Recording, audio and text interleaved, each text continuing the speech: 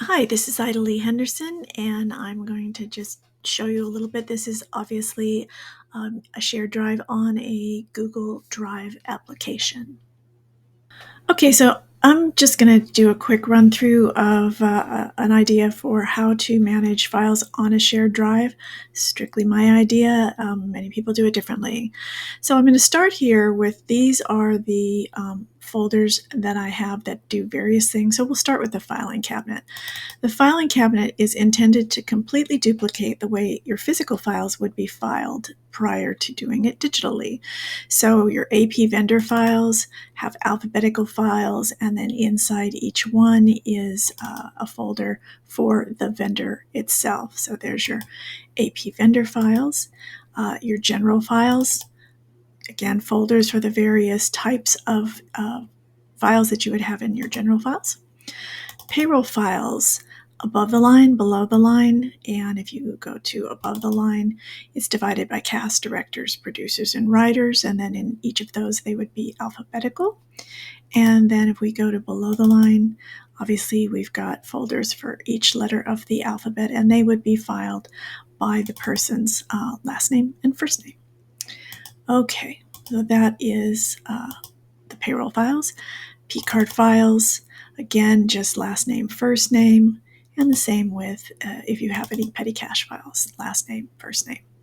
Okay, so that is the filing cabinet where all final documents are filed.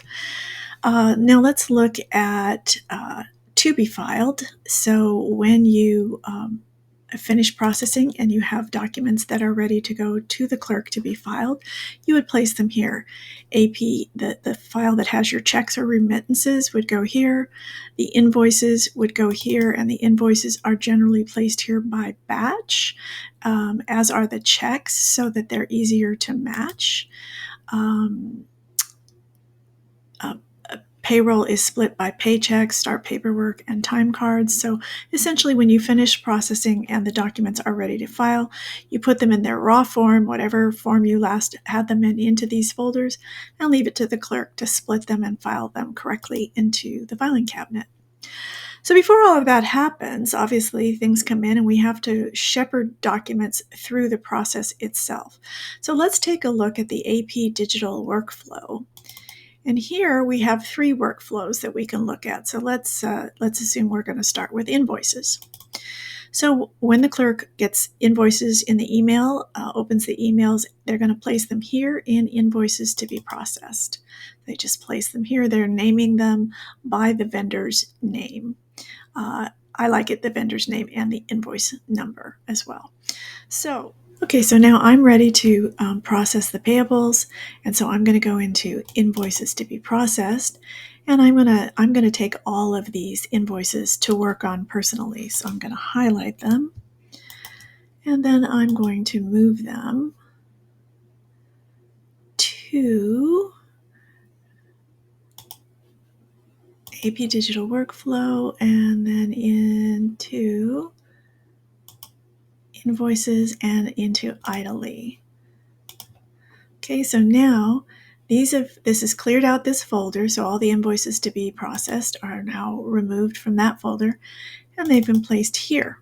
So I can work on these myself, and then if I'm working on them, I'm also going to place them into a batch folder, and that batch folder is going to follow them through the approval process, etc., and then even the input process.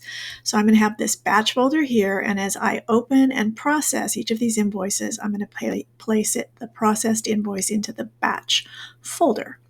Okay, so now I've got invoices in the batch folder. I am going to send those for approval, and then the entire batch folder will go here in invoices awaiting approval.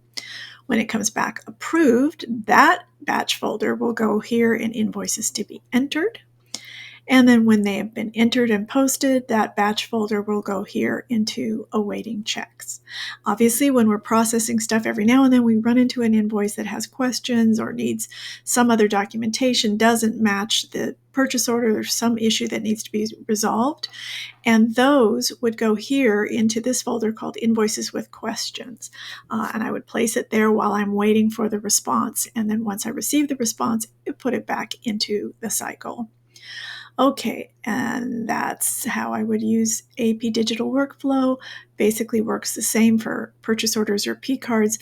And obviously that depends on whether you're manually entering purchase orders and P cards or whether the data is being directly transferred from the app or website into your accounting system.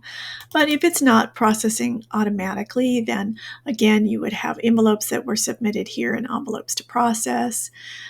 You would again create a batch folder as you took them there while you were processing and checking all the receipts.